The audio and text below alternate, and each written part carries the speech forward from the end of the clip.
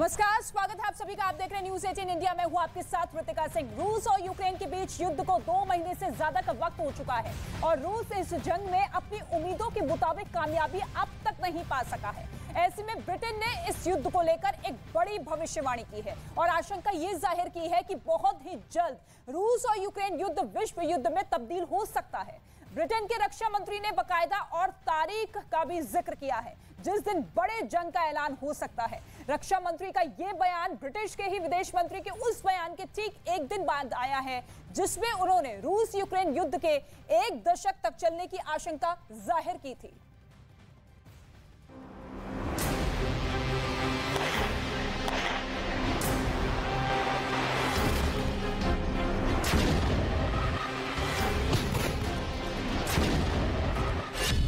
क्या तय हो गई है विश्व युद्ध की तारीख?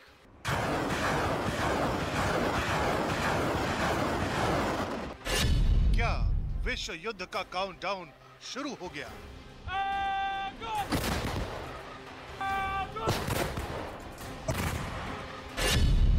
क्या तीसरे विश्व युद्ध की दहलीज पर खड़ी है दुनिया?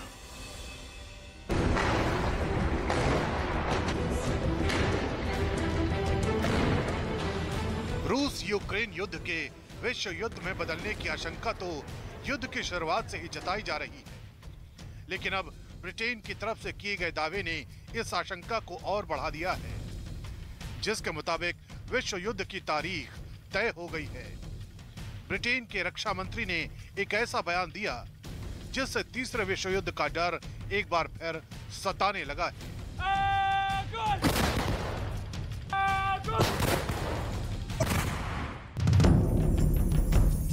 दावा किया जा रहा है कि 9 मई को होने वाली विक्ट्री डे पर पुतिन कोई बड़ा ऐलान कर सकते हैं। ये ऐलान यूक्रेन के मददगारों के खिलाफ जंग छेड़ने का हो सकता है। और इस दावे को बल इसलिए भी मिल रहा है क्योंकि पिछले 1 हफ्ते में यूक्रेन की मदद कर रहे देशों के खिलाफ रूस के कई तीखे बयान आए हैं। माना जा रहा है कि 9 मई को रूस एक बड़ी जंग का ऐलान कर सकता है। ब्रिटेन के रक्षा मंत्री बेन वॉलेस ने एक रेडियो को दिए गए इंटरव्यू में कहा है, रूस 9 मई को विक्ट्री डे परेड में यूक्रेन पर अपनी जीत की घोषणा कर सकता है। हालांकि रूस इस युद्ध में जैसी सफलता की उम्मीद कर रहा था वो उसे अब तक नहीं मिल सकी है। ऐसे में रूस के विक्ट्री डे परेड के दिन पुतिन विश्व के नाजियों के खिलाफ यूक्रेन में अपनी बड़ी सेना उतारने का ऐलान कर सकते हैं। ब्रिटेन के इन दावों का डर इसलिए भी है क्योंकि यूक्रेन के साथ युद्ध की शुरुआत में ही रूस ने यूक्रेन में उनके खिलाफ लड़ने वाले हर शख्स को नियो नाजी कहा था। ऐसे में पुतिन का यह ऐलान यूक्रेन का साथ देने वाले यूरोपीय देशों के खिलाफ भी हो सकता है। ये पहला मौका नहीं है जब 9 मई की तारीख सुर्खियों में आई है, बल्कि युद्ध शुरू होने के बाद से ही 9 मई को यूक्रेन की जंग के अंत का अनुमान लगाया जा चुका है। क्योंकि 9 मई का दिन रूस हर साल विक्ट्री डे के रूप में मनाता है। यह दिन दूसरे विश्व युद्ध में नाजी जर्मनी पर रूस की जीत के लिए याद किया जाता है। हर साल रूस 9 मई को अपनी ऐतिहासिक जीत का जश्न मनाता है। मॉस्को में रूस की फौज अपने सबसे दमदार हथियारों का प्रदर्शन करती है। टैंक और बख्तरबंद गाड़ियों से लेकर फाइटर जेट तक सब कुछ परेड में शामिल किया जाता है, जिसकी सलामी खुद राष्ट्रपति पुतिन लेने वाले हैं। पहले दावा किया जा रहा था कि इस बार भी परेड से पहले यूक्रेन की जंग खत्म करने की कोशिश होगी। अनुमान यह भी था कि यूक्रेन की जंग खत्म करने की डेडलाइन 9 मई ही रखी गई है, लेकिन ब्रिटेन के रक्षा मंत्री बेन वॉलेस के एक बयान ने 9 मई की अहमियत और बढ़ा दी है। वॉलेस के मुताबिक 9 मई को पुतिन यूक्रेन की मदद कर रहे देशों के खिलाफ नई जंग की शुरुआत कर सकते हैं। ब्रिटेन के रक्षा मंत्री के दावों का सीधा मतलब ये भी है कि 9 मई का दिन पूरी दुनिया के लिए अब तक की सबसे बड़ी जंग की शुरुआत का दिन हो सकता है। अगर ब्रिटेन के रक्षा मंत्री का अनुमान सही साबित हुआ तो ये लड़ाई विश्व युद्ध में भी बदल सकती है, क्योंकि अगर हमला यूक्रेन के मददगार देशों पर हुआ तो उसके दायरे में पूरा यूरोप भी होगा और अमेरिका भी। जाहिर है अगर ऐसी जंग की शुरुआत हुई तो दुनिया दो गुटों में बंट जाएगी। ब्रिटेन के रक्षा मंत्री बेन वॉलिस ने यह बयान एक रेडियो स्टेशन को इंटरव्यू में दिया, जिसने थोड़ी ही देर में पूरी दुनिया में खलबली मचा दी। ब्रिटेन के इस दावे के पीछे कुछ दलील भी हैं। ब्रिटेन का मानना है कि 9 मई के आने में केवल 10 दिन का वक्त बचा है। इतने कम वक्त में रूस इस जंग का अंत नहीं कर सकता। अभी तक रूस अपनी उम्मीदों से काफी कम नतीजे निकाल पाया है। अगर रूस ने जंग खत्म करने में जल्दबाजी की तो नतीजे और भी खतरनाक होंगे। यूक्रेन की जंग में रूस शुरू से अपना दुश्मन यूक्रेन को नहीं मानता, बल्कि यूक्रेन के उन दोस्तों को मानता है जो उसे हथियार दे रहे हैं, खास तौर पर नेटो और अमेरिका, जिनके हथियारों के दम पर यूक्रेन दुनिया की महाशक्ति से पिछले 65 दिनों से लोहा ले रहा है। खुद रूस के विदेश मंत्री सर्गेई लावरोव भी कह चुके हैं, रूस खुद को नेटो के खिलाफ युद्ध में नहीं मानता है और यूक्रेन में भाड़े के सैनिकों का उपयोग नहीं करता है और न ही किसी को परमाणु युद्ध की धमकी दे रहा है। यही वजह है कि इस जंग में कई बार रूस यूक्रेन तक पहुंचने वाले हथियारों का रास्ता रोकने की कोशिश कर चुका है। रूस के कई बड़े मंत्री नेटो और अमेरिका को सीधी चेतावनी भी दे चुके हैं और यूक्रेन की मदद करने पर हर्जाना भुगतने की धमकी भी दी जा चुकी है। इसलिए माना जा रहा है कि 9 मई तक जंग खत्म न होने की झुंझलाहट देखी जा सकती है। ब्रिटेन ने इसी झुंझलाहट के आधार पर एक बहुत बड़ी बात कह दी है। ब्रिटेन को लगता है कि 9 मई को भाषण देते हुए पुतिन बहुत बड़ा ऐलान कर सकते हैं। यह ऐलान यूक्रेन में रूस के स्पेशल ऑपरेशन को एक बड़ी जंग में बदल देगा। इस बार पुतिन के निशाने पर केवल यूक्रेन ही नहीं, बल्कि यूक्रेन के सभी मददगार देश हो सकते हैं। इस बीच रूस की तरफ से सीधी चेतावनी भी आ चुकी है कि अगर यूक्रेन की जंग में किसी और मुल्क ने हाथ डाला तो परमाणु बम का भी इस्तेमाल किया जा सकता है।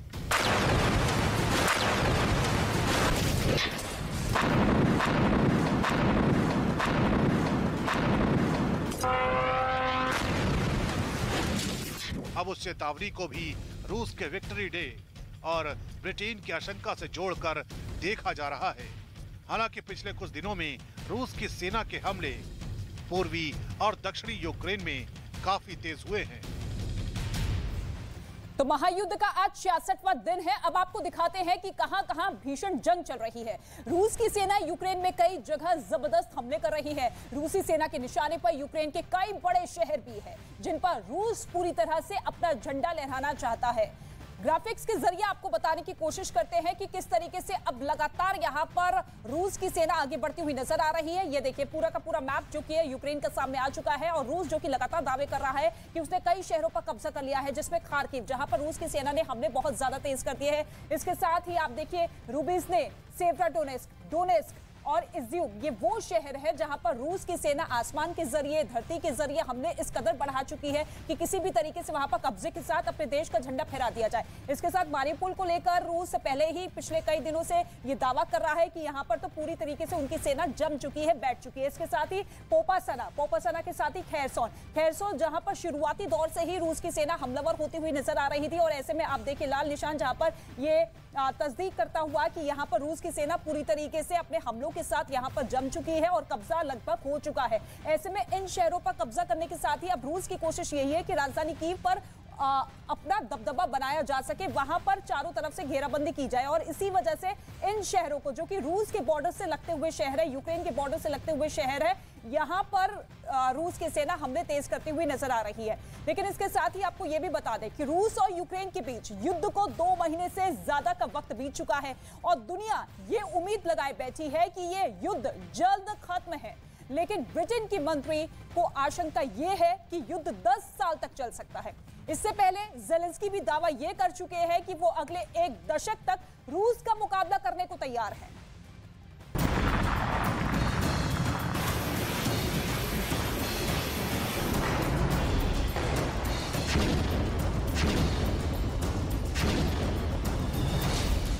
क्या ये युद्ध का भी आगाज है?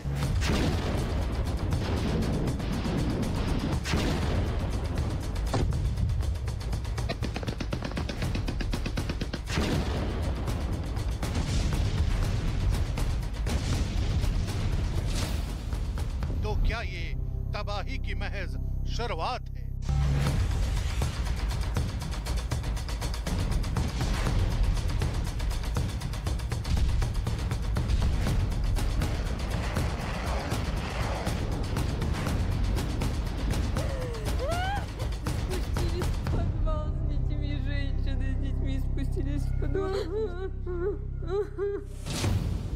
तो क्या ये दुनिया दशक तक तबाही देखेगी?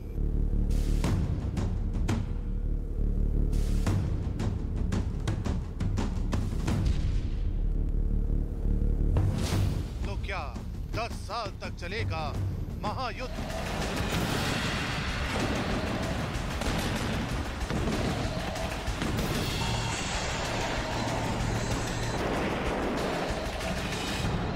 रूस और यूक्रेन के बीच चल रहा ये युद्ध दिनों की सीमाओं को पार करता हुआ महीनों तक पहुंच गया है।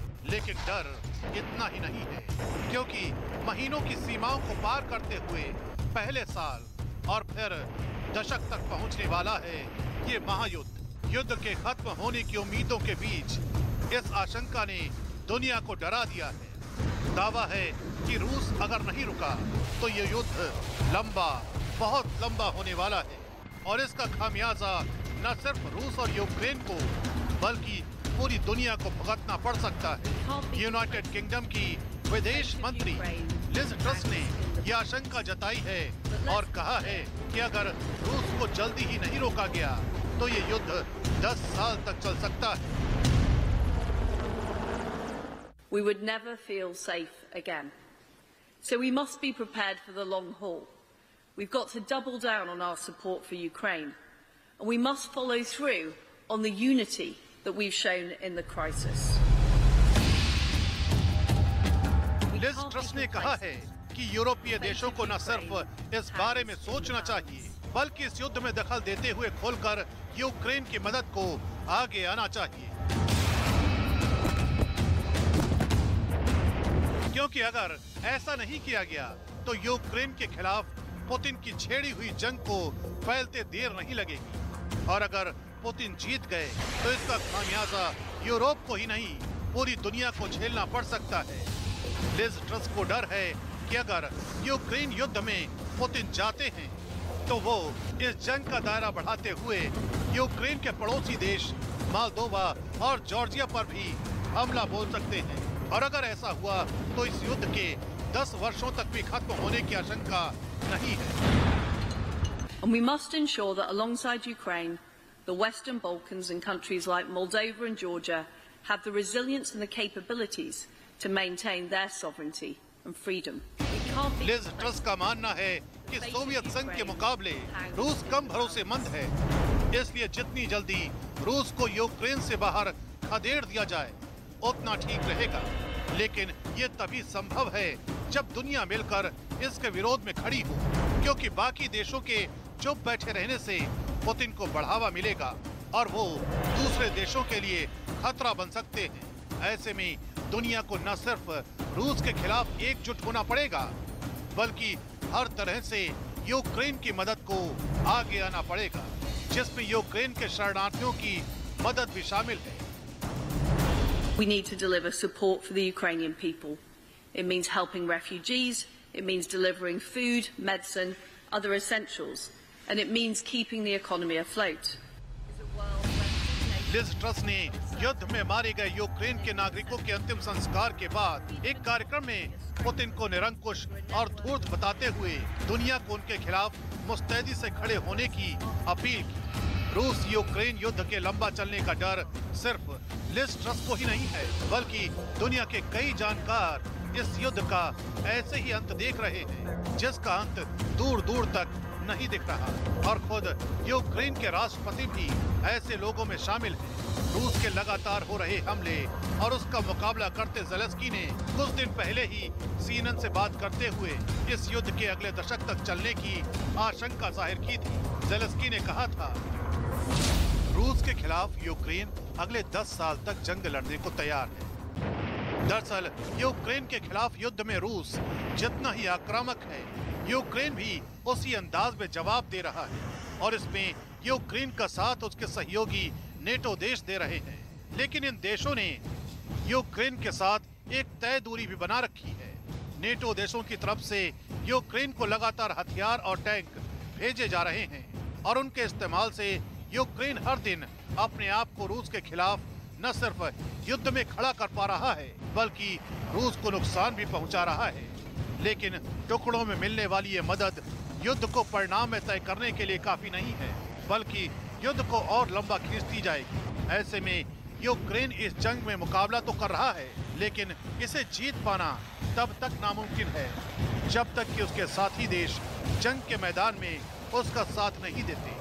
लेकिन ऐसा होने पर इस युद्ध के पहले विश्व युद्ध और फिर परमाणु युद्ध होने का खतरा बढ़ जाएगा।